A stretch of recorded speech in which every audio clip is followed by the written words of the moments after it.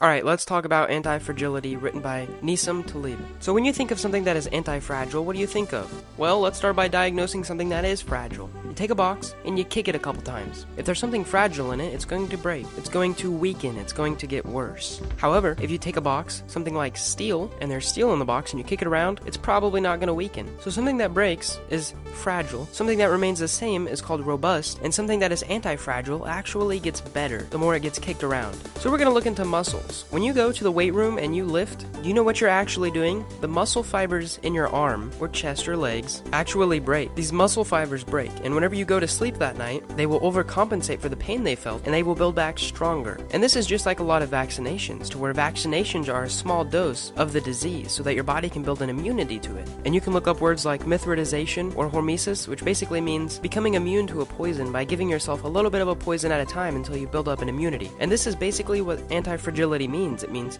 becoming better through your struggles. The author says that us as humans should always crave disorder. Being anti-fragile means being alive. If you take a porcelain cup and you throw it on the ground, it's pretty fragile and it's going to break. However, if you take a human and make them do push-ups until they can't do them anymore, they're going to get stronger. As long as they get enough recovery time, there are two things that can break an anti-fragile structure, and that is far too much stressors or not enough recovery time. Imagine a banker. The banker makes around $50,000 a year, and he always knows that his paycheck is going to come on this Thursday. But what is he relying on? He's relying on his job. Now imagine a taxi driver. He makes around $50,000 a year too. However, he does not always get a paycheck by a reliable source. One day he might make $150, another day he might only make $20. However, his job is very adaptable. So if we look at the banker is pretty fragile, because if the banks start to collapse, he will lose his job. However, the taxi driver is very anti-fragile. He's very adaptable to his situations, and he will always find a way to make enough money. And that is because he craves chaos. He craves disorder. You have to fail to get to success. Let's say that there is no randomness in your life. You wake up, you go to work for 8 hours, you come home, you do the same thing every night, you watch TV for a couple hours, and then you go to bed. You know what this is called? This is called a rut. You are living in a rut. There is no randomness, and your body will eventually start to break down. There is no mind or body growth. If you start seeing this in your life, if there are no stressors, you should beware. You should try to make something in your life that is a little stressful. That way you can grow from it. Take, for example, the criticism of this channel. This channel grows from all the criticism that I receive. I learn how to make it better. I learn what to improve and how to improve it. Let's take another example. If you tell someone, this is a secret, don't tell anyone, this is a big secret, what's going to happen?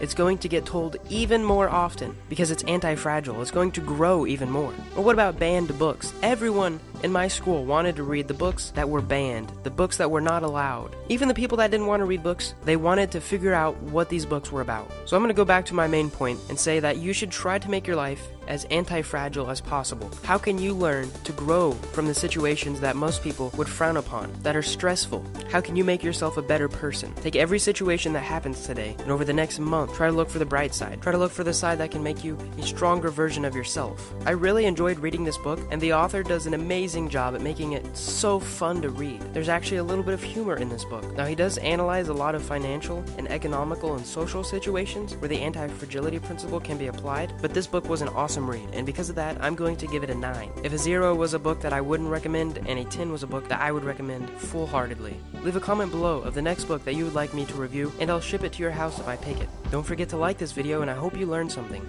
Thanks for watching, and subscribe for more.